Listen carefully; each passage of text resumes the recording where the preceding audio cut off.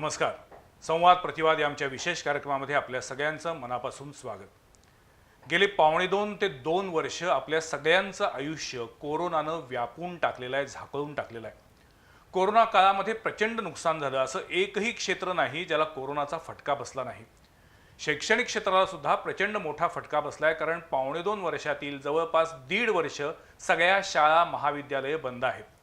एकीकडं कोरोनानं आपल्याला काय नवीन शिकवलं असा जेव्हा प्रश्न निर्माण होतो त्यावेळी असं सांगितलं जायचं की कोरोनामुळं ऑनलाईन शिक्षण सुरू झालं आणि काळाच्या बरोबरीनं आज ना उद्या आपल्याला ऑनलाईन शिक्षण करायचंच होतं, ते कोरोनानं साध्य झालं.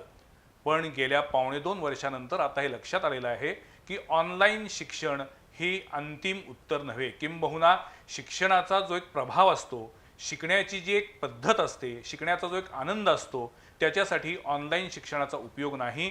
शाळा सुरू होऊन वर्गातलं शिक्षण, ज्याला आपण ऑफलाईन शिक्षण म्हणू, असं शिक्षण असेल तरच ते मुलांच्या सर्वांगीण विकासासाठी उपयुक्त ठरतं. गेल्या काही दिवसापासून पुन्हा एकदा राज्यातील शाळा बंद झालेल्या आहेत आणि 15 फेब्रुवारीपर्यंत राज्यातील शाळा सुरू होणार नाहीत, बंद ठेवल्या जातील असं राज्य सरकारनं जाहीर केले. कालच आपल्या राज्याच्या आरोग्यमंत्र्यांनी असंही म्हटलेलं आहे की आता याबद्दल मुख्यमंत्री निर्णय घेतील आणि पुढील 10 दिवसांमध्ये शाळा सुरू करायच्या की नाही याबद्दल मुख्यमंत्र्यांकडून निर्णय अपेक्षित आहे. त्यामुळं शाळा सुरू करण्याच्या निर्णयाचा चेंडू आता मुख्यमंत्र्यांच्या कोर्टात गेलाय. ही सगळी परिस्थिती असताना कोल्हापुरामध्ये ज्या इंग्रजी माध्यमांच्या शाळा आहेत त्यांची एक संघटना आहे, असोसिएशन आहे, या संघटनेनं मात्र ठोस भूमिका घेतली आणि आता शाळा बंद करणं परवडणार नाही, शाळा सुरूच कराव्या लागतील असा पवित्रा घेतला. या सगळ्या पार्श्वभूमीवरती कोरोनाच्या काळामध्ये शाळा बंद करणं कितपत फिजिबल आहे, कितपत प्रॅक्टिकल आहे, कितपत गरजेचं आहे आणि आता इथून पुढं शाळा बंद ठेवणं आपल्याला चालणार आहे का? उलटा विचार केला तर ऑफलाईन शिक्षणच हवं का? असे जे वेगवेगळे प्रश्न आहेत त्याच्याबद्दल आज आपल्याला बोलायचे, समजून घ्यायचे. सुरुवातीच्या काळात मुलांना पण खूप मजा वाटली होती, शाळेला सुट्टी म्हणून मुलं खुश होती. पण आता परिस्थिती तशी नाही आहे. आता मुलांना सुद्धा शाळा सुरू हव्यात आणि आज या एका संवेदनशील विषयावरती बोलण्यासाठी मी कोल्हापूरच्या शैक्षणिक क्षेत्रातील 2 मान्यवरांना बोलवलं आहे. मी स्वागत करतो आमच्या स्टुडिओमध्ये लक्ष्मी शिक्षण प्रसारक मंडळाचे अध्यक्ष आणि कोल्हापुरातील एक प्रख्यात शाळा असलेल्या देशमुख हायस्कूलचे श्री वसंतराव देशमुख यांना. नमस्कार. त्याचबरोबर सुरुवातीला मी जसं म्हटलं की कोल्हापुरातील इंग्रजी माध्यमांच्या शाळांनी आता शाळा बंद ठेवणार नाही असा पवित्रा घेतला होता. इंग्लिश मीडियम स्कूल असोसिएशन ही जी काही इम्सा नावाची संघटना आहे त्याचे अध्यक्ष गणेश नायकुडे, त्यांनाही मी बोलवलं आहे. त्यांचं स्वागत. नमस्कार. दोघांचंही स्वागत आहे. पहिल्यांदा देशमुख सर, आपण सिनियर आहात, कोल्हापुरातील एक उत्तम शाळा चालवण्याचा आपल्याला अनुभव आहे. देशमुख हायस्कूलनं अनेक मुलांना घडवलेलं आहे आणि शिक्षण क्षेत्रामध्ये अतिशय व्रतस्थ आणि तटस्थ भावनेनं आपण काम करता आहात. शिक्षण महर्षी बनण्याचं आपलं तसं कधीच स्वप्न नाही आहे आणि मला वाटतं हे काम सोपं नाही आहे, एका व्रतस्थ भावनेतून एखादी शिक्षण संस्था चालवणं. तुम्हाला काय वाटतं? इतकी वर्ष तुम्ही शिक्षण क्षेत्राकडे बघताय, एक संस्था चालक आहात, आता इथून पुढे शाळा ऑफलाईन पद्धतीनं चालवल्या पाहिजेत की ऑनलाईनच असल्या पाहिजेत? ऑफलाईन पद्धतीने शाळा आता इथून पुढे चालवल्या पाहिजेत. कारण काय आहे की आपल्याला माहीत आहे की ऑनलाईन हे किती मिनटं आपण शिकवतो, 10 ते 12 मिनटं 1 तास शिकामध्ये संपवावं लागतं. त्याने त्या मुलांना किती वेळ ते ह्याच्या पुढं बसणार, टी व्ही पुढं, हे महत्त्वाचं असतं आहे. आणि ते महत्त्वाचं असल्यामुळं मुलं काय करतात की 1-2 दिवस 3 दिवस किंवा घरी पालक नसतात, आई वडील कामावर गेलेले असतात, बाहेर कोण मजुरीला गेले असतात. आणि आमच्याकडं तर कसं आहे की सेंट्रिंगवाल्यांची मुलं आहेत, त्यानंतर तुमच्या ही ज्या रिक्षावाल्यांची मुलं आहेत, आणि असे मुलं जे येत आहेत त्यांच्या पालकांच्याकडे ऑनलाईन मोबाईल नाही आहे. आणि ते मोबाईल नसल्यामुळं त्या मुलांना ते शिक्षणच मिळत नाही. वाडी वस्त्यावरची आता काय बरीचशीच मुलं आमच्याकडे गोरगरिबीचे येतात, मोठमोठ्या शेतकऱ्यांची पण येतात, आणि ते येत असताना त्यांना त्या ठिकाणी रेंज पोचत नाही आहे. रेंज न पोचल्यामुळं त्यांना म्हणजे मोबाईलमध्ये रेंज नसेल तर मग त्या मोबाईलमध्ये काय शिकवतात शाळेमध्ये शिक्षक हे त्यांना कसं समजणार? त्यांना समजायचं फार अवघड असतं आहे. आणि त्यामुळे काय झालं की मुलांचं दिवसेदिवस आता 2.2 वर्ष म्हणजे 2 वर्षाचा अभ्यासक्रम झाला आणि मग पहिलीचा विद्यार्थी आता 3रीत गेला, दुसरीचा विद्यार्थी 3री-4थीत गेला आणि पहिलीचा विद्यार्थी 3रीत आला. मग ह्या मुलांना 12 खडी ज्याला काय आपण म्हणतो ते 12 खडीचं जर ज्ञान नसेल तर 12 खडे नाही आले तर तुम्हाला कोणत्या पद्धतीचं वाचन करता येत नाही. ही पहिला मुद्दा आहे. आणि हे वाचन नाही करता आल्यामुळं कसं आहे की पुढं शिकवणाऱ्यांनी पुढं शिकवायचं कसं? शिक्षणाचा पायाच कच्चा राहिला. पाया कच्चा राहिल्यानंतर बेचे पाळी येणार नाहीत, तुमचे अंक दोन्ही येणार नाहीत किंवा त्याचं ब कड येणार नाहीत, गम येणार नाही, काना मात्रा कुठला समजणार नाही, काही समजणार नाही. मग अशी मुलं आता आपण एकदम तिसरीत नेल्यानंतर तिसरीतला मुलगा कोणत्या पद्धतीने पुस्तक वाचेल सांगा मला. ते कोणत्याही पद्धतीनं वाचू शकत नाही आणि हे पालक तरी करून घेऊ शकत नाहीत. पालकांना वेळ नसतो, पालक कंटाळून येतात. विद्यार्थ्यांना जर काय त्याला विचारलं पालकांना तर पालक सरळ म्हणतात की बाबा मी दिवसभर बघून आलो, हे तू का दिवसभर काय केलंस, मोबाईलवर जे तुला होतं ते बघितलं नाहीस का. आता पहिली दुसरीचा मुलग्याला मोबाईल ओपन करता तर आला पाहिजे. नाही देशमुख साहेब, काय आहे, आता मुलं स्मार्ट झाली, त्यांना मोबाईल वापर करता येतो. तुम्ही आता काही टेक्निकल प्रॉब्लेम सांगितले ते बरोबर आहे, म्हणजे रेंज असणार नाही किंवा तसा स्मार्ट मोबाईल असणार नाही किंवा प्रत्येकाला तो मोबाईल घेणं परवडणार नाही, ह्या सगळ्या गोष्टी बरोबर आहेत. पण नायकुडे सर, मला विचारायचं आहे की मुळात या मुलांच्या कपॅसिटीच्या बाहेर आपण त्यांच्यावरती ऑनलाईन शिक्षण लादतोय का? खरं आहे, म्हणजे तुम्ही जो मुद्दा आता ठेवलात की ऑनलाईन शिक्षण आपण त्यांच्या कॅपॅसिटीच्या बाहेर खरंच लादतोय. कारण काय आहे, मुलांचं जे वय आहे, खास करून प्राथमिक वर्गांमध्ये शिकणारी जी मुलं आहेत त्या मुलांचं वय जर बघितलं तर त्यांना फक्त एका ठिकाणी बसवून शिकवणं हे तेवढं उपयुक्तिक होत नाही. त्यांना आपण शिकवत असताना अनेक गोष्टींचे दाखले द्यावे लागतात. त्यासोबतच त्यांना शिक्षक जो आहे तो त्यांच्या समोर असताना जेव्हा तो शिकवतो तेव्हा त्या मुलाच्या चेहऱ्यावर आपल्याला कळतं एक्झॅक्टली बरोबर की मी जो मुद्दा त्याला सांगतोय किंवा जो घटक मी त्याला शिकवतोय ते त्याला कितपत कळलंय. अध्यापन ही 2 वे पद्धत आहे, ही एकतर्फी असत नाही. मी काहीतरी इकडनं बोलत निघालेलो आहे आणि समोरच्या माणसाला, समोरच्या मुलाला ते सगळं समजलेलं आहे असं गृहीत धरून पुढे जाता येत नाही. विशेषतः लहान मुलांची मानसिकता लक्षात घेतली तर त्यांना हसत खेळत त्यांच्या कलानं शिकवणं महत्त्वाचं असतं. अगदी बरोबर. दुसरा एक मुद्दा असा आहे की उच्च माध्यमिक किंवा उच्च शिक्षणामध्ये जे मुलं असतात त्या मुलांना काही शंका असतील किंवा एखादा मुद्दा त्यांना नाही समजला तर ते आपल्या शिक्षकांना क्वेश्चन विचारू शकतात, मला हे कळालंच नाही. पण प्राथमिक आणि माध्यमिकमध्ये बहुतांशी काय होतं की मुलांना मुळातच मला हे कळालं नाही हेच कळत नाही आणि त्यामुळं वर्गात सुद्धा ती मुलं उभं राहून कधी प्रश्न विचारत नाहीत. म्हणजे खूप कमी विद्यार्थी तसे असतात की जे शंका विचारतात. नाहीतर शिक्षकाला स्वतःलाच ते सगळं बघावं लागतं, अगदी शेवटच्या बेंचवरच्या मुलापर्यंत बघावं लागतं की त्याला हे कळलंय का, आणि मग तो शिकवत असतो. त्यामुळं ऑनलाईनमध्ये खरं तर शिक्षण 2 वे असायला पाहिजे तुम्ही म्हटलं, पण ऑनलाईनमध्ये ते 2 वे होतच नाही, अजिबात नाही. फक्त 1 वे एज्युकेशन होतं आहे. दुसरा त्यामध्ये तांत्रिक अडचण अशी असते की कितीही प्लॅटफॉर्म जर चांगला असला, म्हणजे आमच्यातल्या काही शाळांनी आता स्वतःचा मोबाईल ॲप डेव्हलप केला या दरम्यानच्या काळात, पण त्या सगळ्यांच्या मर्यादा लक्षात आल्या की या सगळ्यामध्ये जे मूल आहे त्या मुलाला स्वतःवर सुद्धा नियंत्रण राहत नाही की मोबाईलचा वापर कुठल्या गोष्टीसाठी किती करायचा. बरोबर. मग कित्येकदा अशी उदाहरणं आमच्या सगळ्यांच्या समोर आली की ज्यामध्ये मूल मोबाईल लेक्चरसाठी म्हणून घेतलेला आहे पण तो दुसरंच काहीतरी करतोय, आणि मग पालक समोर आले तर त्यावेळपुरतं पुन्हा आपल्या लेक्चरमध्ये जॉईन व्हायचं आणि परत दुसरं आपलं खेळ वगैरे करत बसायचं. म्हणजे हा खरं तर फायद्यापेक्षा म्हणजे तोटा खूप मोठा आज ऑनलाईनचं लक्षात आला आहे. पण तुम्हाला हे गेल्या 1.5 वर्षातल्या अनुभवानंतर लक्षात आलं की ऑनलाईन शिक्षण इथून पुढे आता चालणार नाही, मुलांचं नुकसान होते. हो हो हो, कारण सुरुवातीच्या काळामध्ये अनेक शाळांनी ऑनलाईन शिक्षणाचं स्वागत पण केलं होतं, नक्कीच. पण म्हणजे हे अनुभवात आलेलं शहाणपण आहे. हां, या 2 वर्षांमध्ये ऑनलाईनचे फायदे काय आहेत आणि तोटे काय आहेत हे सगळ्यांच्या लक्षात आलं. म्हणजे त्याचे फायदे तसे कमी आहेत पण तोटे जास्त आहेत.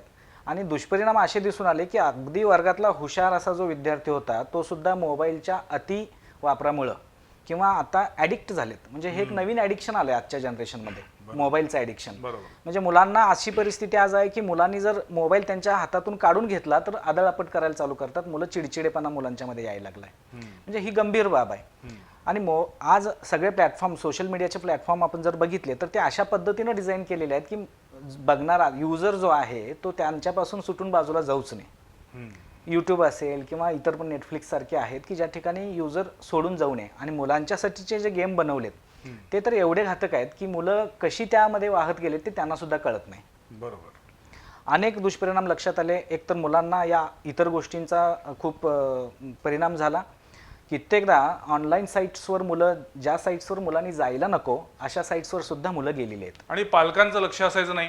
एकदा मुलाच्या हातात मोबाईल दिला आणि त्याचं ऑनलाईन स्कूल झाले म्हटल्यानंतर आई वडील आपापल्या कामाला, आणि मग मुलगा नंतर त्या मोबाईलवरती नेमकं काय बघतोय याच्यावरती कुणाचंच नियंत्रण नाही. मला एक महत्त्वाचा प्रश्न ज्याच्यासाठी आपण आज जमलो तो म्हणजे तुमच्या संघटनेनं विरोध केलेला होता ऑनलाईन शिक्षणाला, आणि ॲट द सेम टाइम तुम्ही आता सांगितलं की पुन्हा एकदा कोरोनाच्या 3ऱ्या लाटेमध्ये 10 तारखेला जे काही राज्य सरकारनं शाळा बंद केल्या त्याच्यावरती तुम्ही विरोधी भूमिका घेतली होती आणि तुम्ही सांगितलं होतं की कोणत्याही परिस्थितीत आम्ही 20 तारखेपर्यंत वाट बघणार नाही तर शाळा सुरू करणार. काल अचानक तुम्ही टर्न घेतला आणि तुम्ही सांगितलं की नाही, आता आम्ही राज्य सरकारला आवाहन केलेलं आहे, अपील केलेलं आहे आणि आम्ही तर वाट बघतोय.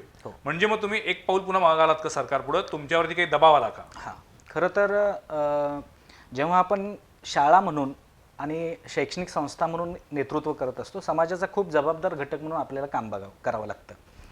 सरकार आत्ता ज्या परिस्थितीमध्ये आहे, म्हणजे राज्यभरात जी परिस्थिती आहे तिथं असणारी एकूणच आत्ता वाढणारी पेशंटची संख्या असेल किंवा मुंबईसारख्या पुण्यासारख्या शहरांमध्ये आत्ता जी पेशंटची संख्या आहे, या सगळ्यांचा विचार करावा लागतो. आम्ही मागणी पहिल्यापासून काय केली आहे की 50% विद्यार्थ्यांच्या संख्येवर आम्हाला परवानगी द्या. बरं. किंवा पर्याय सुद्धा आम्ही सरकारला सुचवला होता की ज्या शाळांमध्ये प्रत्येक शाळेमध्ये शिक्षक पालक संघ आहे त्यांना अधिकार द्या त्यांची शाळा चालू करायची किंवा बंद करायची. बरोबर.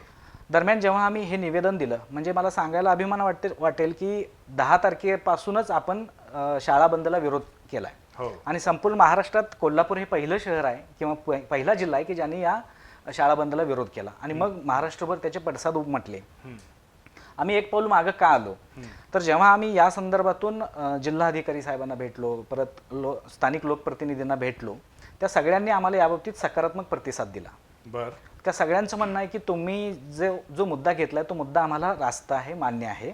आम्हाला फक्त यासाठी आमच्या पातळीवर आम्ही निर्णय घेऊ शकत नाही, यासाठी आम्हाला राज्य सरकारशी बोलावं लागेल, कारण हा निर्णय तिथून आहे शाळा बंदचा. आणि स्वतः यातल्या म्हणजे जिल्हाधिकारी साहेबांनी सांगितलं की आम्ही तुमचा प्रस्ताव किंवा तुमची मागणी वर पाठवतो. आणि लोकप्रतिनिधी किंवा पालकमंत्री महोदयांनी काय सांगितलं की आम्ही तुम्हाला घेऊन जातो आणि तुमचा मुद्दा जो आहे तो आम्ही मुख्यमंत्र्यांच्या बरोबर भेटून त्यांना सांगूया. बरं. ज्यावेळी त्यांनी अशा पद्धतीची भूमिका दिलेत, सकारात्मक भूमिका दिले, त्यावेळी आम्हाला नाईलाजान असेल किंवा एक त्यांच्या आव्हानाला प्रतिसाद म्हणून असेल एक पाऊल थांबावं लागलं. पण आम्ही आज सुद्धा आमच्या मागणीवरून मागे आलेलो नाही आहोत. तुमचं म्हणणं आहे शाळा सुरू व्हायला पाहिजे, शाळा आता बंद ठेवणार नाहीच. पण मग मुख्यमंत्र्यांकडे या संदर्भामध्ये भेटीला तुम्ही कधी जाणार आहात? तसं काही वेळ मिळालेला आहे का? मुख्यमंत्र्यांची वेळ घेण्यासाठी आता आमचे सहकारी प्रयत्न करतायत. बरं. या आठवड्यातच बुधवार गुरुवारपर्यंतची वेळ मिळेल अशी आता अपेक्षा आहे, प्राथमिक अपेक्षा आहे. बरं. ही भेट मिळाल्यानंतर आम्ही संपूर्ण राज्यभरातलं शिष्टमंडळ त्यासाठी चाललोय. म्हणजे फक्त एकच कोल्हापूर जिल्हा आणि एमसा असंच नाही, तर या क्षेत्रामध्ये काम करणारे ज्या पण संघटना आहेत ते सगळे आहेत. कोल्हापुरातून खास करून शैक्षणिक व्यासपीठाला पण आपण विनंती केली आहे, ते पण आमच्या सोबत येत आहेत आणि आम्ही सगळेजणच जाऊन मुख्यमंत्र्यांना नेमकी ग्राउंड लेवलवर काय परिस्थिती आहे याची माहिती देणार आहोत आणि आम्हाला असा विश्वास आहे की ते सकारात्मक निर्णय घेतील. पण तुम्हाला तुमचं म्हणणं काय, कधीपासून शाळा सुरू व्हायला पाहिजे? का जेवढ्या लवकर सुरू होईल तेवढ्या लवकर होणं अपेक्षित आहे? आम्ही आत्ता तरी असं म्हणतोय की उद्यापासूनच चालू करा. अच्छा. हां, आम्ही जेव्हा मुख्यमंत्र्यांना भेटणार तेव्हा हेच सांगणार की उद्यापासून शाळा चालू करा. बरं. पण त्यामध्ये 50% विद्यार्थी संख्या म्हणजे तुम्ही अल्टरनेट बोलणार का? अल्टरनेट 50% मुलांना एका दिवशी, उरलेल्या 50% मुलांना दुसऱ्या दिवशी? हो हो हो. अच्छा. जोपर्यंत ही लाट थोडीशी अग्रेसिव्ह आहे तोपर्यंत आपण 50% विद्यार्थ्यांच्या संख्येवरच घ्यावं असं आमच्या सगळ्यांचं मत आहे. देशमुख सर, तुम्ही स्वतः एक संस्था चालक पण आहात. एकीकडं विद्यार्थ्यांचं नुकसान किंवा विद्यार्थ्यांना एखादी गोष्ट शिकत असताना येणाऱ्या अडचणी याविषयी आपण बोलतोय, पण संस्था चालवताना गेल्या 2 वर्षाच्या कोरोना काळामध्ये काय काय अडचणी वाटल्या तुम्हाला? काय झालं की पहिल्यांदा तर त्या दिवशी संपूर्ण शाळा बंद ठेवल्या. शाळा बंद ठेवल्यानंतर ज्या काही म्हणजे आज मुलं पाहिली तर घरी संरक्षणमध्ये नाही, त्याला सुरक्षितता घरी मिळत नाही. मग मिळते कुठं? ते शाळेमध्ये. तुम्ही 9:30-10ला शाळेत मुलांना सोडले की 5-5:30ला येऊन घेऊन जाता. म्हणजे त्या मुद्देत मुलं आत्ता काय झाले, घरी राहिले आणि घरी राहिल्यामुळं काय झालं की घरी पालक नाही, मुलींचं संरक्षण होत नाही आणि मग त्या मोबाईलच्या मध्ये त्यांना वेगवेगळं काहीतरी चित्र बघावे अनेक मिळत आहेत आणि त्यामुळे त्यांची मानसिकता जी आहे ती आता अभ्यासाकडे वळलेली नाही, अभ्यास सोडून तिकडं वळलेले आहे. म्हणजे अभ्यासावर त्यांचं पूर्णतः दुर्लक्ष आहे म्हणायला काय हरकत नाही. गेल्या वर्षामध्ये आम्ही असा अनुभव आल्यानंतर आम्ही बलकवडे मॅडम आणि शिक्षणाधिकाऱ्यांची परमिशन घेतली आणि 1 महिना 1.5 महिनाच आम्ही गेल्या वर्षी शाळा बंद ठेवली. बाकीच्या काळामध्ये आमची शाळा एकमेव कोल्हापुरात शहरामध्ये चालू होती. तुमची शाळा चालू पूर्ण गेल्या वर्षी. बर. ह्या वर्षी आता नाही, गेल्या वर्षी पूर्ण आम्ही चालू ठेवली, त्यामध्ये कोणताही खंड पडू दिला नाही आणि मग त्यांची परमिशन घेऊन केली होती. पण शाळेमध्ये कसं आहे की सॅनिटायझर आहे, त्या मुलांचा ऑक्सिजन हे टेस्ट केला जातो, त्यानंतर त्यांना म्हणजे वर्गामध्ये रिकामी जागा येतं सॅनिटायझर मारलं जातं. ज्या काही खबरदारी घ्यायच्या आहेत त्या आम्ही पूर्ण घेऊन प्रत्यक्ष येऊन तिथं बलकवडे मॅडमने बघवलं, आयुक्त मॅडम आले आणि त्यांनी बघितलं तिथं आणि सगळ्यात एक नंबर चालू आहे, तुम्ही चालू करायला काय हरकत नाही, तुम्ही चालू करा म्हणून सांगितलं. त्यानंतर मी चालू केलं आणि त्याला तसं बोलवून घेऊन त्याच्यात एकच वर्ग भरवला होता आम्ही. पण आता सध्या पुन्हा बंद आहे आता शाळा. बंद ठेवलंय, आता बंदच आहे. नावीलाज असतं बंदच आहे. नाही, पण मी जो मूळ प्रश्न विचारला की तुम्ही मुलांचे प्रश्न मांडताय, पण संस्था चालक म्हणून तुम्हाला संस्था चालवताना काही अडचणी आल्या का? शिक्षकांचे काही प्रश्न आता वाढले? संस्था चालकांनी म्हणजे जर इंग्लिश मिडियमच्या शाळा जर बंद राहिल्या तर मग येणारी फी जी आहे किंवा त्यांना द्यावाचा पगार जो आहे, शिक्षकांना द्यायचा पगार जो आहे, तो पगार आता आम्ही देणार कुठून? गेल्या वर्षी आम्ही 54 लाख रुपये आमचे पगाराचे थटले होते आदल्या वर्षी. गेल्या वर्षी पूर्ण शाळा चालवून देखील पालकांनी फी भरली नाही. कारण पत्रकामध्ये यायचं की बाबा फी माफ होणार आहे, फी माफ होणार आहे. त्यामुळे पालक फी भरत नव्हते आणि आता नुकतेच फी भरायला लागले होते.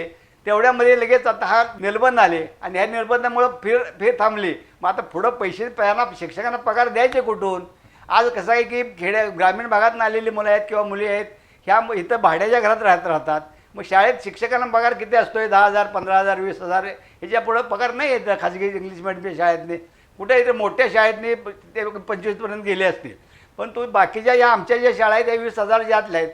आणि ह्या असल्यामुळं ह्या लोकांचे शिक्षक अडचणीत आले आणि त्यामुळे मग आम्हाला कर्ज काढून त्यांना आम्ही पैसे द्यायचे आम्हाला पाळे आलेले. पण तुम्ही शिक्षकांची संख्या कमी नाही केली? नाही, एकही शिक्षक आमच्यातला घालवला नाही, एकही शिक्षक आमचा घर राहायला तयार नाही. त्यांनी स्पष्ट मला असं सांगितलं की संपूर्ण आणि 2 वर्ष जरी शाळा बंद राहिली तर आम्ही बिनपगारी काम करतो, क्या बात आहे. पण तो आम्हाला शाळेत येऊन ऑनलाईन करू द्या.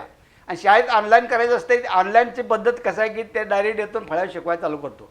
मुलं ज्यावेळी वर्गात असतात त्यावेळी जे काही शिक्षकांना शिकवण्याचा मोड असतो किंवा जे प्रस्तावना होते त्या प्रस्तावनेमध्ये जवळजवळ त्या म्हणजे प्रकरणाचे निम्मा भाग समजलेला असतो मुलांना. मग हे प्रस्तावनाच बंद झाली. डायरेक्ट याचं चालू करायचं, प्रकरण सांगायचं प्रकरणाचं नाव आणि खाली चालू करायचं, फळ्यावर एखादं दुसरं सोडून द्यायचं, तुम्ही ह्या पद्धतीने सोडवा, त्या पद्धतीने सोडवा, 1-2 उदाहरण करून दाखवायचे.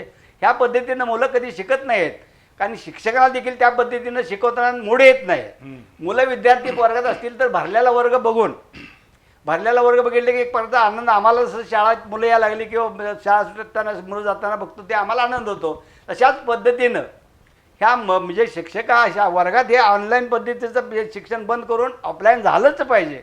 ह्याशिवाय गत्यंतर नाही. जर असं केलं नाही तर आज मला वाटते जवळजवळ जी काही चांगली मुलं आहेत असणारी जे काय त्या किंवा मिडियमची मुलं आहेत जी आहेत त्या लोकांचा मेंदूवर परिणाम होईल, लक्षात ठेवा. अशा पद्धतीची अवस्था आता मुलांची झालेली आहे. आता त्यांना वाचायला सांगितलं किंवा काय सांगितलं तर चळबळत आहेत, त्यांना काही येत नाही. म्हणजे खोळ्यागत त्या मुलं बघतात. मगाशी तुम्ही जसं म्हटलं की मुलांचा पायाच इतका कच्चा झाला आहे. 10वीची परीक्षा न घेता आपण त्यांना पास केलं. मी तर म्हणतो की आयुष्यभर तो शिक्का राहणार आहे.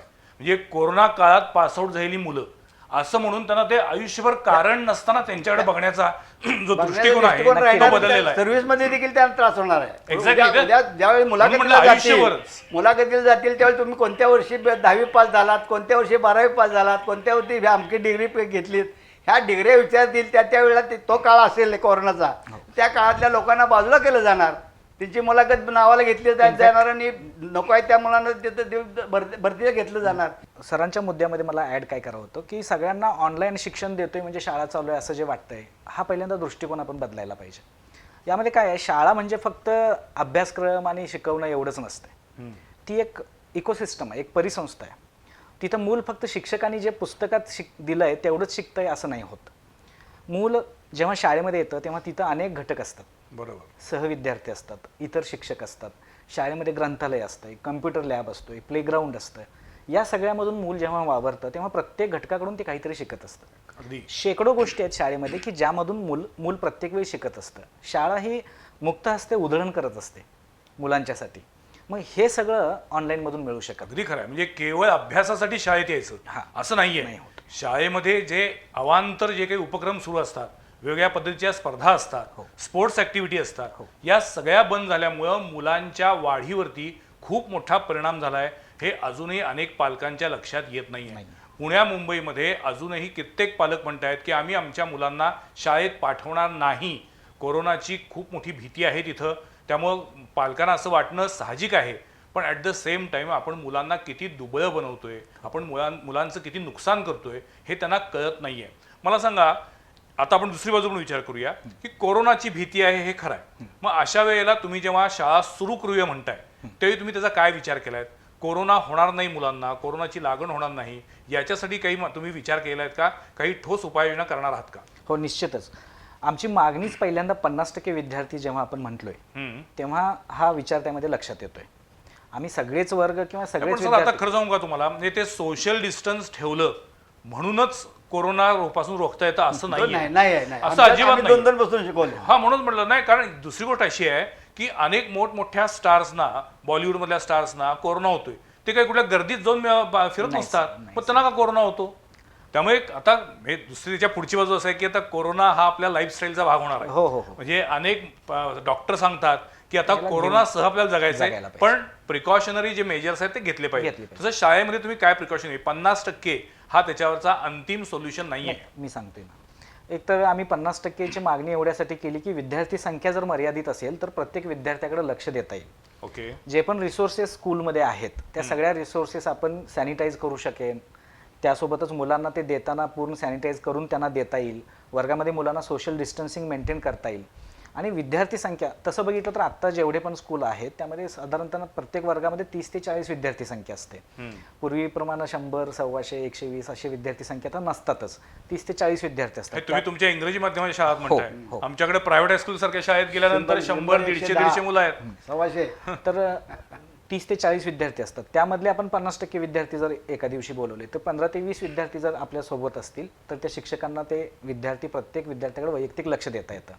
सॅनिटायझेशन असेल किंवा त्यांचं टेम्परेचर चेक करणं असेल किंवा इतर ज्या सोशल डिस्टन्सिंगचे गोष्टी आहेत त्या पाळण्यासाठी आपल्याला डेफिनेटली विद्यार्थी संख्या मर्यादित असेल तर उपयोग होतो. पण आता तुमच्या या मागणीमध्ये तुम्ही केवळ इंग्रजी माध्यमाच्या शाळा गृहीत धरल्यात की जिल्ह्यातल्या सगळ्या शाळा गृहीत धरल्यात तुम्ही? आम्ही जेव्हा पण मागणी शैक्षणिक करतोय- व्यासपीठ पण तुमच्या सोबत हो आहे. हो, आम्ही जेव्हा मागणी करतोय तेव्हा जिल्ह्यातल्या सगळ्याच शाळा आणि जिल्ह्यातल्याच नव्हे, आता तर आमची मागणी राज्यभरात चालली राज्यातल्या. आहे. राज्यातल्या सगळ्याच शाळा चालू करा अशी आमची मागणी आहे.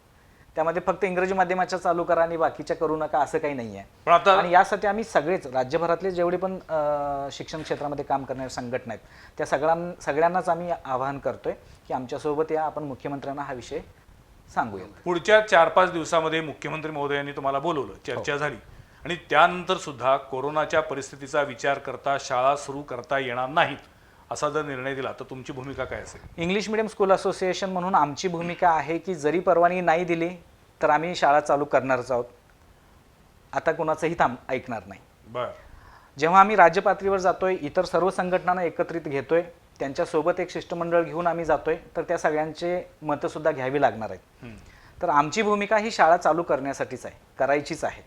आता परवानगी नाही मिळाली तरी सुद्धा थांबणार नाही. मॅक्झिमम कुठल्या तारखेपर्यंत वाढ बघणार? आम्ही 26 जानेवारीचा दिवस त्यासाठी घेतोय. बर. म्हणजे 26 जानेवारीच्या आधी आम्हाला शाळा चालू करायला परवानगी द्याव्यात, अन्यथा 26 जानेवारीच्या दिवशी झेंडावंदनाने वर्ग आमचे भरतील.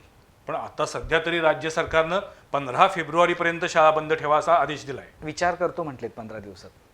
हा, म्हणजे कालच टोपेंनी असं सांगितलेलं आहे आरोग्यमंत्री महोदयांनी की आम्ही याच्याबद्दल फेरविचार करू, पण तो फेरविचार करून कधी निर्णय देऊ हे अजून त्यांनी स्पष्ट केलेलं नाहीये. त्यामुळं पण तुमचा अल्टिमेटम 26 जानेवारीचा आहे. जानेवारीचा असणार आहे. आता जसं देशमुख सरांनी सांगितलं तसं एक संस्था चालक म्हणून विद्यार्थ्यांचे प्रश्न आहेत, शिक्षकांचे प्रश्न आहेत, तसेच संस्था चालकांचे काय प्रश्न आहेत?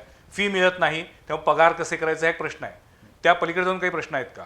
म्हणजे अगदी जेव्हा लॉकडाऊन पहिल्यांदा झालं, म्हणजे पहिल्या, दुसरा आणि तिसरा असं मी म्हणेन, प्रत्येक लॉकडाऊनमध्ये परिस्थिती वेगळी होती.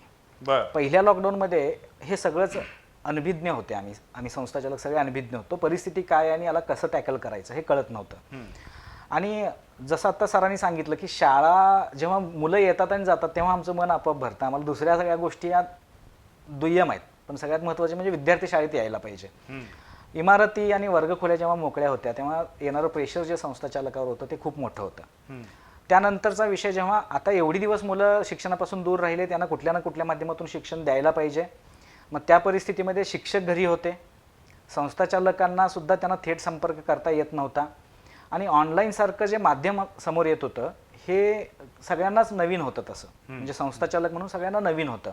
मग ते शिक्षकांना त्यासाठी प्रशिक्षण द्यायचं, त्यासाठी हव्या असणाऱ्या सगळ्या रिसोर्सेस उपलब्ध करणं, मग इंटरनेट फॅसिलिटीपासून ते कॅमेरा, मोबाईल, ऑडिटोरियम रूम हे सगळं करावं लागायचं. या सगळ्या गोष्टी परत इन्व्हेस्ट कराव्या लागत होत्या. दुसऱ्या बाजूला पालक काय म्हणत होता की तुम्ही हे सगळं करायला लागलाय पण आमच्याकडे मोबाईल, प्रत्येक मुलाला द्यायला मोबाईल नाही आहे. आणि मोबाईल नाही म्हटल्यानंतर मग त्या अनुषंगानं संस्थाचालक काही करू शकत नव्हते. पण वेगळ्या वेगळ्या माध्यमातून विद्यार्थ्यांना शिकणं करण्यासाठी म्हणजे मग काही ठिकाणी काय सांगितलं की तुमच्या तिथं आणखीन हा विद्यार्थी आहे, तुम्ही दोघे तिघे एकत्र या आणि त्या मोबाईलवर तुम्ही शिकून घ्या.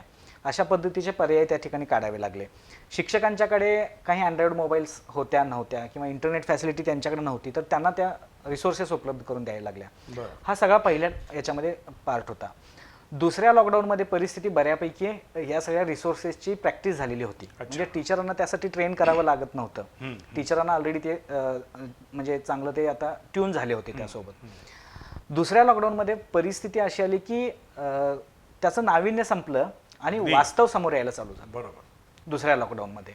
आणि त्याचा अनुभव एवढा वाईट आला दुसऱ्या लॉकडाऊनमधला की आता ऑनलाईन म्हटलं तर नको रे बाबा, अशी सगळ्या संस्थाचालकांची परिस्थिती आहे. अच्छा. पण आता देशमुख सर, तुमच्याकडे किंवा तुमच्याकडे शिक्षक हे प्रत्यक्ष शिकवण्यालाच प्राधान्य देत आहेत, ऑनलाईन नको म्हणतात. ऑनलाईन नको म्हणतात. मुलांची काय प्रतिक्रिया आहे? म्हणजे मुलांना सुट्टी बरी वाटते? मुलांना कसं असते की मुलं देखील घरी कंटाळलेले आहेत आणि हे कंटाळे असल्यामुळे त्यांना शाळेत आल्यानंतर सगळे मित्र भेटतात, मैत्रिणी भेटतात, शाळेच्या ग्राउंडवर खेळायला मिळतं, फिरायला मिळतं, एकत्रित एक मजा असते ती मजा आता त्यांची हरवली गेलेली आहे. आणि हरवून कोणी घेतली? शासनाने घेतलेलं मला हरकत नाही.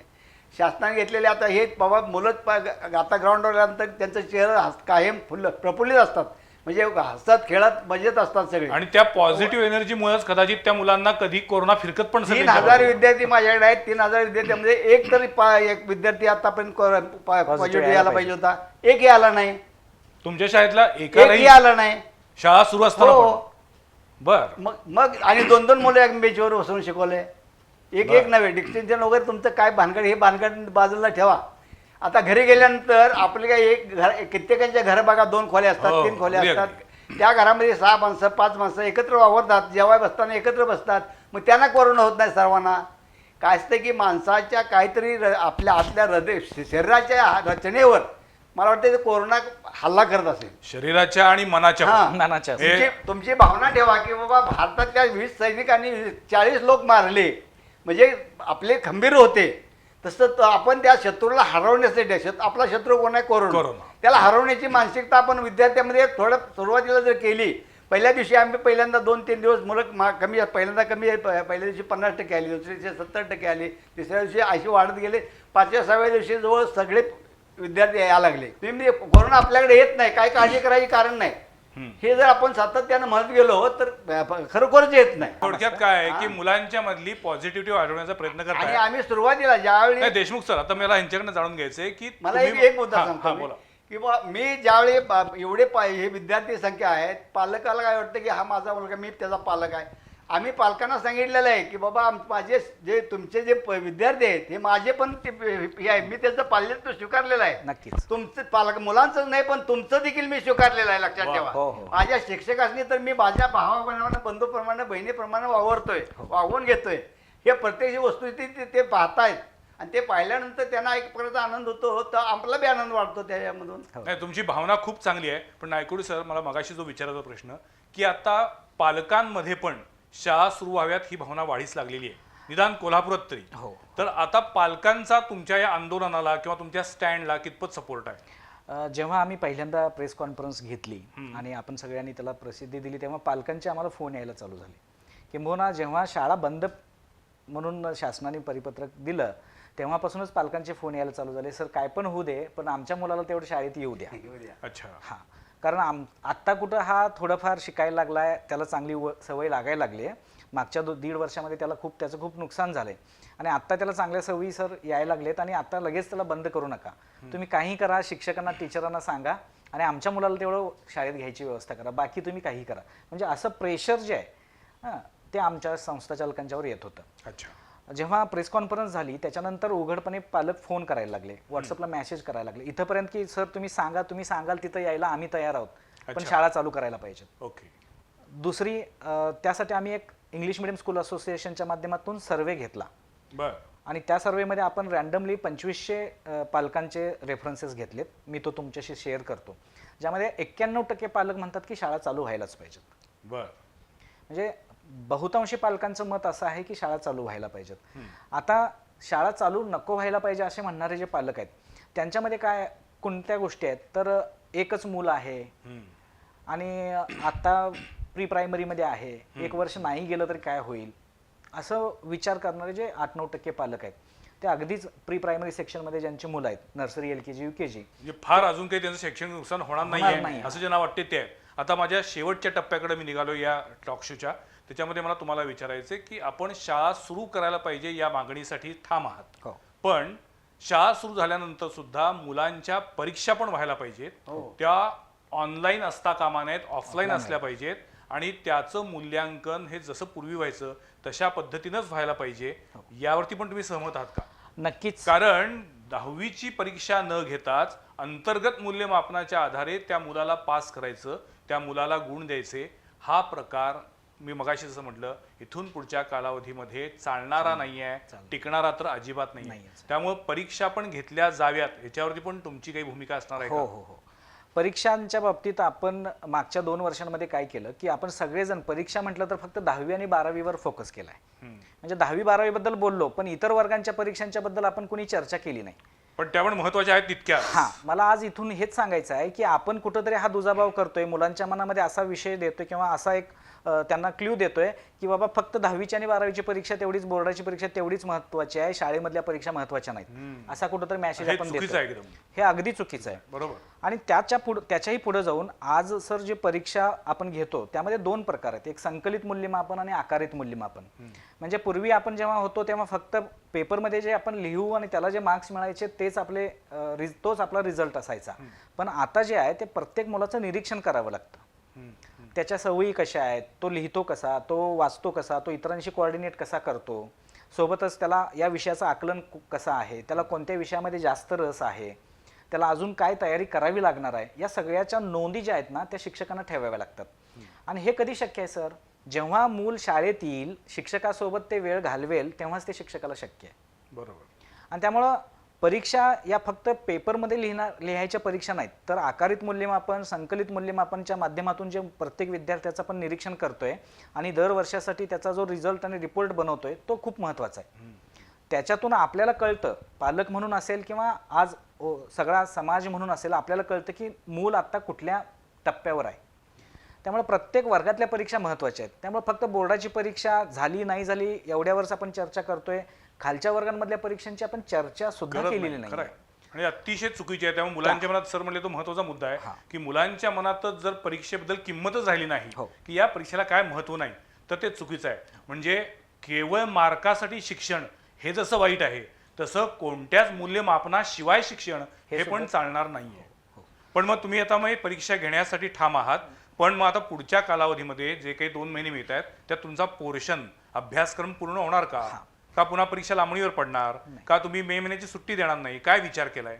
10वी आणि 12वीच्या परीक्षा आता एका बाजूला शासन आज शाळा बंद करायला सांगितलंय, दुसऱ्या बाजूला म्हणते की 10वीची परीक्षा आणि 12वीची परीक्षा वेळेतच होणार. हो हो. म्हणजे एवढा दुजाभाव किंवा एवढं त्या दोन्ही धोरणांमध्ये कन्फ्युजन आहे त्यामध्ये. कन्फ्युजन आहे. अगदी. मुलांचा सिलेबस कंप्लीट होणं नाही होणं हा तर खूप मोठा विषय आहेच, पण मुलं परीक्षेसाठी मानसिकदृष्ट्या तयार आहेत का हा पहिल्यांदा प्रश्न आपल्या सगळ्यांना पडायला पाहिजे. म्हणजे खरं तर मुलांची अजून मानसिकताच नाही की मी बोर्ड परीक्षा लिहावी. मागच्या वर्षी कितीतरी मुलांनी बोर्ड परीक्षा ड्रॉप केली. मुलांच्या मनामध्ये कुठंतरी तो आत्मविश्वास कमी होतोय किंवा त्यांच्यामध्ये न्यूनगंड तयार होतोय की बाबा परीक्षेला सामोरं जाण्यासाठी मी सक्षम नाही आहे. यासाठी म्हणून यावर्षी मागच्या अनुभवावरून आपण ठरवतो की यावर्षी परीक्षेसाठी मुलांना परिपूर्णपणे तयार करावा लागणार आहे. अभ्यासक्रम हा आमच्या शिक्षकांनी प्रयत्नांची पराकाष्ठा केली आहे आणि अभ्यासक्रम टप्प्यामध्ये आणलेला आहे. बर. फेब्रुवारी आणि मार्चमध्ये परीक्षा जर होत असतील तर 10वी-12वीसाठी we are comfortable, we are okay. पण पहिली ते 9वी पण बाकीच्या वर्गांच्यासाठी बाकी सेम आधीचा जो अभ्यासक्रम आणि वेळ आणि परीक्षा होत्या त्या बाकी आता चालणार नाही, त्यासाठी थोडंसं एक्सटेंड करावं लागणार आहे. परीक्षा पुढे घ्यावी लागतील. हो. का तुम्ही पुन्हा असं म्हणणार की अभ्यासक्रमामध्ये कमी करा, अभ्यासक्रमात काटछाट करा? खरं तर आता सर, अभ्यासक्रमात मी काटछाट एक करणं मिनिट बोलतो. हा पर्यायच होत नाही. तुम्हाला मी जरा सांगतो, आम्ही एक 15 दिवसापूर्वी एक मीटिंग घेतली शिक्षकांची. त्यामध्ये आम्ही असं ठरवले की पहिली दुसरी तिसरी आणि चौथी यांना PDF फाईल पाठवावं लागते, पेपर पाठवावं लागतं, प्रश्नपत्रिका. त्यामध्ये एका वेळेस उत्तर द्या वगैरे असं असतं. तर त्यामध्ये उत्तर म्हणजे तशा पद्धतीचे त्यांचा प्रत्येक शिक्षकांना प्रत्येक विषयाचे आठवड्यातून 2 पेपर घ्यायचे. नाही, पण तुम्ही ते ऑनलाईन म्हणताय. ऑनलाईनच नाही, पण आता आमचं म्हणणं आहे जेव्हा तुम्ही म्हणताय नाही, की शाळा सुरू व्हायला पाहिजे. पेपर त्याची प्रत आम्हाला तपासायला द्यायची आहे ते पालकांना. अच्छा. प्रत्येक शनिवारी येऊन त्यांनी आम्हाला ती ही द्यायची. नाही, पण मला सांगा यात तुम्हाला धोका वाटत नाही? उद्या जर त्या विद्यार्थ्याच्या पालकांनी आपल्या मुलाला चांगले मार्क पडावेत म्हणून जर त्याला सांगितलं असेल तर ती एक प्रकारे फसवणूक आहे, शाळेची पण आणि त्या विद्यार्थ्याची पण. नाही, फसवणूक नाही होणार. घरात बसून पेपर सोडवताना ते प्रामाणिकपणे सोडवले जात आहेत का याच्यावरती पण अंकुश ते करू कोणाचा? दे ना, आता काय करतच नाही त्या विषय करू दे ना तो. नाही, पण मग आपल्या मूळ भूमिकेशी आपण विसंगत भूमिका घेतोय. आपली जी मूळ भूमिका आहे सरांची- की शाळा सुरू व्हायला पाहिजे, शाळा चालू झाल्या पाहिजे हे आमचं ठाम मतच आहे हो. मग तुम्ही- पण तो आज आता सध्या आपल्याला काय करायला सध्याचं मी सांगतोय ना की तुम्ही देखील मी शिक्षण संस्था संघाचा अध्यक्ष म्हणून काम करतो. मी माझ्या जेवढ्या काही आमच्याकडे सभासद संख्या आहे त्या सर्वांना अशा पद्धतीचा मेसेज टाकला की बाबा तुम्ही असं असं करा. हा, म्हणजे ऑनलाईन पेपर टाका, ते सोडून पुन्हा प्रत्यक्ष तपासले जातात. तपासायला आपल्याकडे घ्या. हा एक त्यातला माणूस म्हणून मध्यम मार्ग निघाला. बाकीचे जे आहेत चौथ्या पुढचे जे आहेत ना त्यांना लेखी कागदावरती त्यांनी प्रश्न 10 मार्काचे काढायचे पहिल्यांदा, पण जसं विषय हे वाढेल तसं मग 20 मार्काचे काढा, कारण त्यांना पण देशमुख सर लिखाणाचा सराव देखील पाहिजे. याच्यातून आपण मुलांवरती अन्याय करतोय, मुलांना आपण दुबळ करतोय. म्हणजे मुलांना जर असं वाटायला लागलं की आपल्याला 10 मार्काच्या पेपरमधनं आपलं संपूर्ण मूल्यमापन त्या एका पेपरमधनं होणार आहे नाही तर होणार, ते चांगलं होणार. ते शिकवलेल्या विषयापुरतं आहे सर. अच्छा. शिकवलेल्या विषयावर प्रत्येक ते प्रश्नपत्रिका आहे. जसा विषय शिकवले वाढत जातं शिकवलेलं, पण मग तसं तेवढे वाढत जाणार पण नाही. वार्षिक परीक्षा पण घेणारच. हो, मग वार्षिक परीक्षा आता गेल्या वर्षी देखील आम्ही वार्षिक परीक्षा पूर्ण घेतलेली आहे. म्हणजे आमची ह्या परीक्षा 10वीच्या वगैरे आमच्या ज्या पूर्व परीक्षा असतात त्या आमच्या झालेल्या आहेत. मग तुम्ही म्हणा हे कशा त्यावेळी बंद होतं वगैरे नाही, आम्ही ते काय ते त्या पद्धतीने आमच्या पद्धतीने आम्ही घेतल्या. हे तुम्ही आता जसं म्हणलात की तुम्ही त्यांना पेपर टाकलेत ते त्यांनी घरात सोडवायचे आणि तुम्ही आणून ती तपासली. फक्त 4थी पर्यंत अच्छा. आणि 5वी ते 10वी लेखी पेपर कागद आणून कागदावर उत्तर पत्रिका लिहायची आणि प्रश्नपत्रिका तुम्हाला टाकणार फक्त ऑनलाईनला. ओके. आणि हे त्याला अभ्यास केल्याशिवाय तर त्याला समजणार नाही. किंवा पालक व्हावं असं काय सगळे शिक्षक आहेत का, पालकांनी देखील वाचायलाच पाहिजे. पालकांना वाचून दाखवल्याशिवाय त्याला समजणार नाही किंवा लिहायला सांगतील ते लिखाण लिहिता हाच मुद्दा त्यातला खरं ऑब्जेक्शन आहे हा. ना. पालकांनी जेव्हा ते वाचून दाखवायला लागतील ते तो प्रॉब्लेम येईल. सो मला असं वाटतंय नाही, की आता आपल्याला एक फोकस ठेवला पाहिजे की शाळा सुरू केल्या पाहिजेत. मुलांना ऑनलाईन शिक्षणापेक्षा ऑफलाईन शिक्षणच दिलं पाहिजे, वर्ग भरले पाहिजेत. मुलांनी शाळेत येऊन अभ्यासासह सर्व अन्य उपक्रमांमध्ये सहभागी व्हायला पाहिजे. खेळ असतील, हस्ताक्षर स्पर्धा असेल, शाळेचं गॅदरिंग असेल, या सगळ्या ऍक्टिव्हिटीमध्ये जोपर्यंत मुलं सहभागी होत एक नाही. मिनिट हो का, ज्या दिवशी पहिल्या दिवशी आम्ही शाळा पहिली 4-5 दिवसाचा अनुभव सांगतो मी. मुलांना प्रार्थनेसाठी ग्राउंडवर उभारणी हे केल्यानंतर किती सकाळी 11 वाजता ऊन असते हो, तेवढ्या उन्हामध्ये 10-10, 15-15 पोरं चक्कर येऊन हे झाले. म्हणजे लगेच ताबडतोब मागच्या पुन्हा ते झालं की 2 वर्ष घरात बसल्यामुळे त्यांची प्रतिकार शक्ती पण कमी झाली. त्याला ऊन सण होत नव्हतं. नव्हतं. मग आम्ही काय केलं की बाबा ह्यांना सवय लावायची, रोज 1 तास प्रत्येक वर्ग बाहेर आलाच पाहिजे. 1 तास बाहेर उन्हात येऊ दे. बरोबर, मुलं खेळली येऊ पाहिजे, देत. उन्हामध्ये समजा वावरली आमच्या पाहिजे. झाडाची संख्या चांगली आहे, समजा ज्याला ऊन सण होत नाही ते झाडाखाली जाईल, पण नाही. तो त्याला ग्राउंडवर घ्या. देशमुख सरांनी त्यांच्या शाळेमध्ये प्रॅक्टिकल उपक्रमातनं सोल्युशन शोधलं. पण आता आपल्याला जेव्हा एक संपूर्ण राज्याचा विचार करून एक पॉलिसी म्हणून विचार करायचा आहे, ते मला असं वाटतं की इथून पुढे आता आपल्याला ऑफलाईन शिक्षण चालणार नाही, ऑनलाईन शिक्षणच पाहिजे. त्याच्यासाठी राज्य सरकारकडे या संघटना निघालेल्या आहेत. मला असं वाटतं की मुख्यमंत्री उद्धव ठाकरे हा प्रश्न समजून घेतील, संवेदनशीलपणानं समजून घेतील आणि याच्यावरती सोल्युशन काढतील. मुलांच्या आयुष्याचा, मुलांच्या भविष्याचा हा प्रश्न आहे. मुलांना दुबळ करून, कमकुवत करून चालणार नाही आहे. आणि त्यामुळं इथून पुढच्या काळामध्ये 26 जानेवारीची डेडलाईन दिली आहे. तर 26 जानेवारीपर्यंत राज्य सरकारकडून अनुमती मिळावी, परवानगी मिळावी आणि शाळा सुरू होतील असं एकूण चित्र आहे. आज आमच्या चर्चेमध्ये हे दोन्ही मान्यवर सहभागी झाले, याबद्दल मी त्यांचे मनापासून आभार मानतो. पुढच्या सोमवारी पाहायला विसरू नका आणखीन एका विषयावरील चर्चा संवाद प्रतिवादमध्ये.